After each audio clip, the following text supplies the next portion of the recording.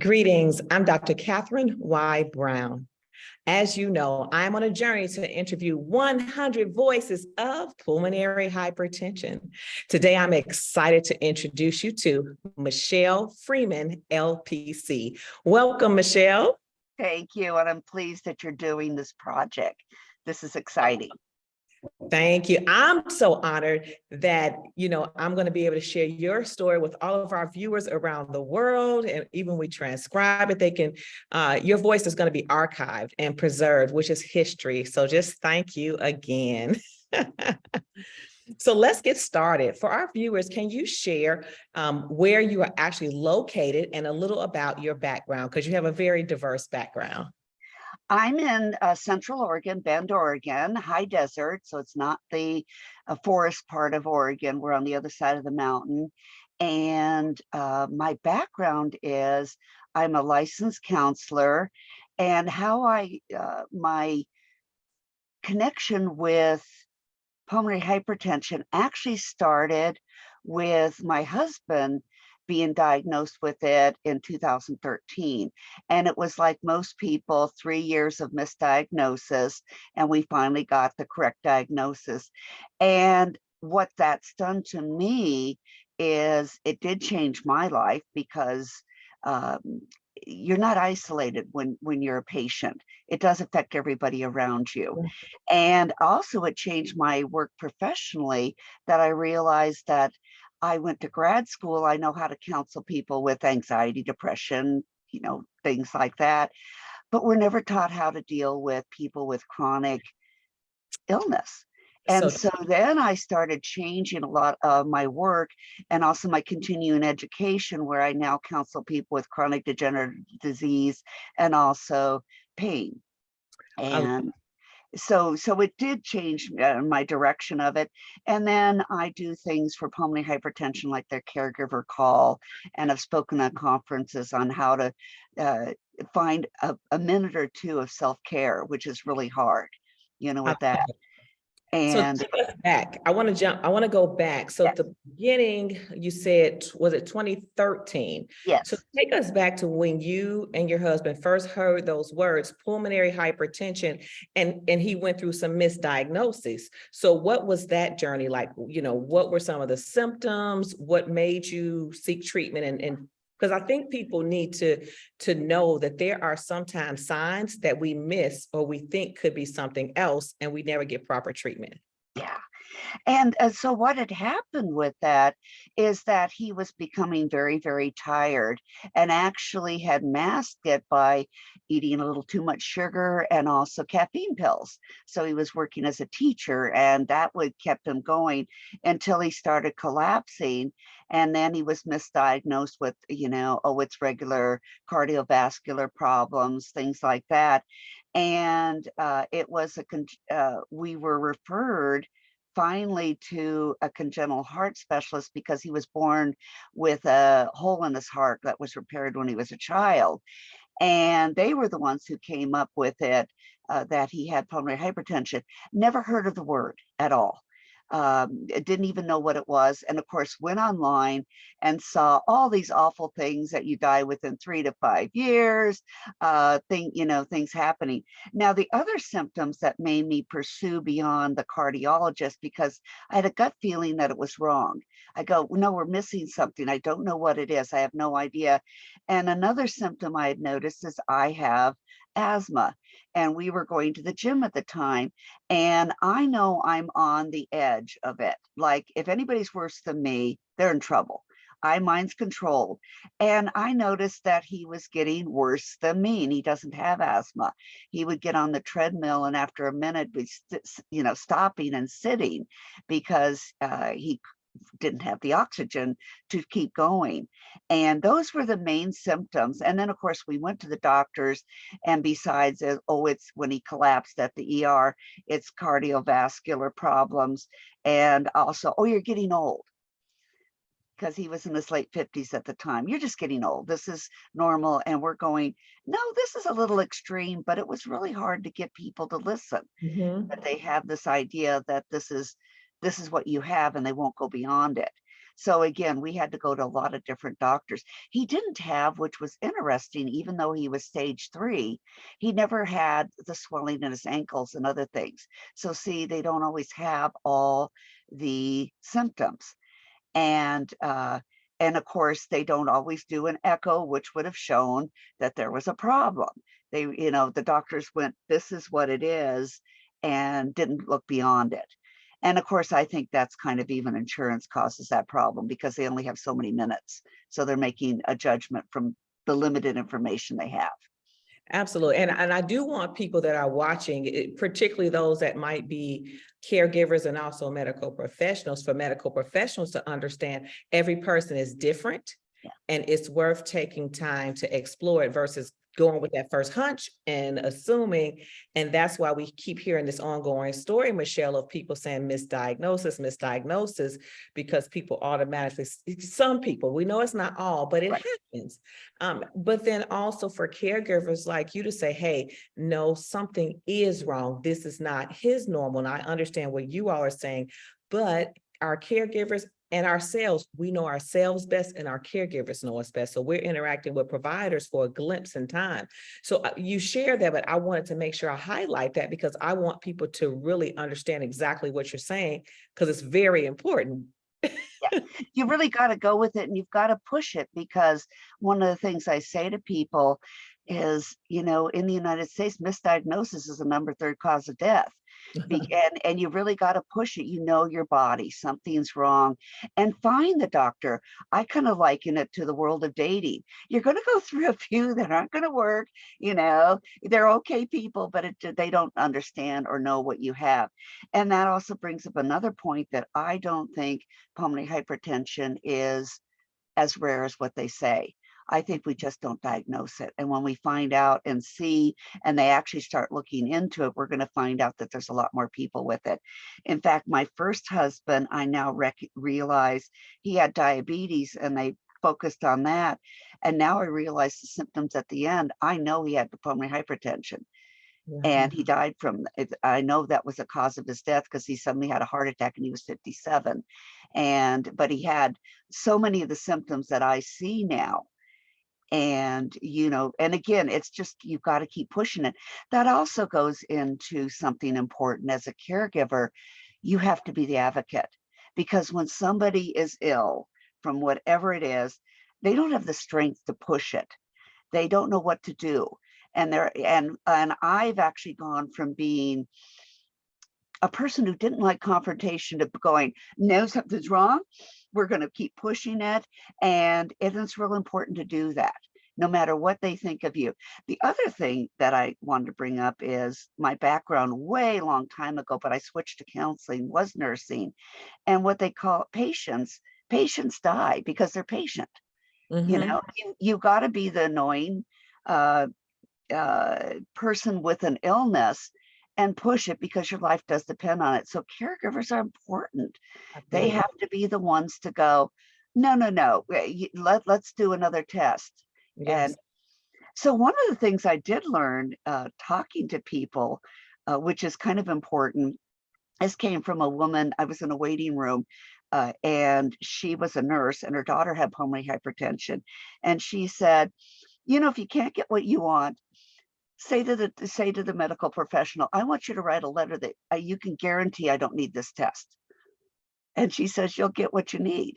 Oh, Isn't that interesting? We talk with each other. It's good. It's also good to get in support groups. Even if you're a caregiver, we hear things. It helps each other. that's How right. did you get through this? What's going on? And things like that. I You know, love. the other thing I wanted to bring up in our time is it's not all bad to have something significant happen to you. It made me start realizing that I needed to have balance in my life, that I couldn't keep, I was more of a workaholic, that it was important for me to learn to take care of myself so that I could take care of someone else. Everybody hears uh, the story of if you're in an airplane and the oxygen mask comes down, you put it on yourself first Yes. and take care of other people. It's a really good analogy. And it also made me start looking at what was important in life. Yeah. What do I want to do? Do I really want to do this or not? because I'm aware of the fact that we have a limited time frame with my husband. However, he's actually doing okay. Yeah. He's maintaining and in a way a little bit improving. So it isn't just a complete downhill oop and then you die. We're now seeing with the new medications and the understanding of it that people are living longer. Live longer. What was his medication regimen like? Have they had to switch him, or what was his journey with the medications? Well, actually, we were real lucky because we were going to Oregon Health Sciences University is the medical school in Oregon, and we were going up there because that was the only congenital heart specialist. So that's why we ended up there. Mhm. And they started him off. Luckily, he could take sildenafil. They gave testing to see, can you handle it's with nitrous oxide, and he could take that. And then he got into studies, which were really good. Get into studies if you can. They pay you to go there. It's worthwhile. And because of it, the study that he was in actually ended up being the medication that he's still on now. It was good. And then they started adding meds to it. So they are doing the 3 pathways at this point, which is good. So we haven't had to switch too much with meds. And he's in another study now. And the funny story with studies is there was another one he wanted to get into, but now he went from being stage 3 to being like stage 2, and he wasn't sick enough to be in it. That's really funny to go. You've improved. But they do, I want to say something about studies. Another thing, they look at every aspect of you when you're in a study because they want to make sure there isn't something that could interfere with the results. And because of that, they ended up doing a scan in his brain because they were looking for something. Turned out he didn't have that condition, but they found a brain tumor that he didn't have any symptoms of yet. So they really do look at you in studies. And so if people have the ability to get there, do it. It really is worthwhile. I love it. I love it. So our mantra is for RBWPH Awareness Group, the mantra is awareness, empowerment, and hope. Together, we can make a difference. Anything that comes to your mind when you think of that? Yeah. And you make a difference with studies because they learn about the medications. In fact, that's the thing of hope you brought that up, is there are some really good meds that are in trials now that are effective, that some of them could possibly stop the progression of the disease, maybe even do some reversals. It's actually a very exciting field right now. And so for people that have PH, even if you don't have pulmonary arterial hypertension, with the meds are geared for, they're learning things and they're doing research. So it's like, if you're going to have a chronic illness, it's a good one to have, That's right. because there is a lot of, they are putting a lot of money into it. And that's what's really nice about it versus some things like arthritis. We're not seeing, anything new out there. There's not a whole lot of stuff going on.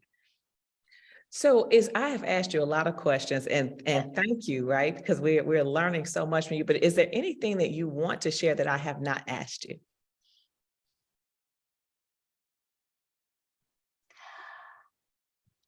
What would it be? Join a support group. You need to do that. That's real important. And yeah, you need people. You definitely need people to get through this. You can't do this on your own. And there are a lot of support groups. Some are in person, some are online. And definitely do that because we know you will do better with whatever condition you have. It helps you to know other people are going through the same thing. And again, we help each other. It really is a good community to get involved with. The other thing I like about like the Pulmonary Hypertension Association, there and other groups like that, Pulmonary Wellness, there's a lot of really good ones. They're now also talking about pulmonary hypertension with other kinds of diseases. So definitely look into it, that they're realizing that unfortunately, the older you get, you generally don't have one condition, you'll have two and Yeah. whatnot. So they're actually looking into those things, and and and know that it's going to change your life. You learn to deal with it. Like when you Yeah. travel, getting, we've now acquired enough equipment. So we've got condensers you can take on an airplane. We've also got a portable one we can take besides the bigger ones here. Uh, the airlines are way better with those things now. It isn't a nightmare to travel. And, um, uh, don't let it stop you. Learn to live. Oh, I know. There's one other thing that was really important. And this happened when my husband, because of the brain tumor, had to stop working at that point. So he had to retire early. And what he belonged to, or it was through Oregon State, they had a financial planner come out. And what she said is, what is your bucket list? Make a bucket list now. What do you want to experience in life? You're not going to remember it. Find that out, because they said even for people without an illness, you have a window of time that when you're a lot older, or if your disease progresses, you're not going to be able to do. Really look into it and do it now, because people will say when they're dying, they found this out from hospice. People don't regret what they did. They regret not doing something.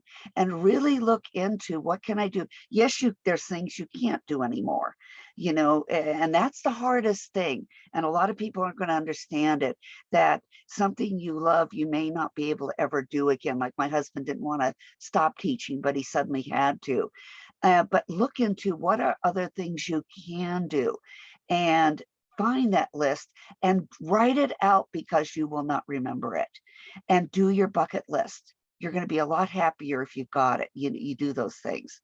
I love it. I love it. So for our viewers, I guess our final takeaway among many with Michelle is to write a bucket list. Don't procrastinate. Live your life and just do it. Yeah. And that is powerful, because to me, that's hope. Regardless of what situation you're in, just live your life. It might look different, but you still have a life to live. Thank you so much, Michelle, for being here with us today.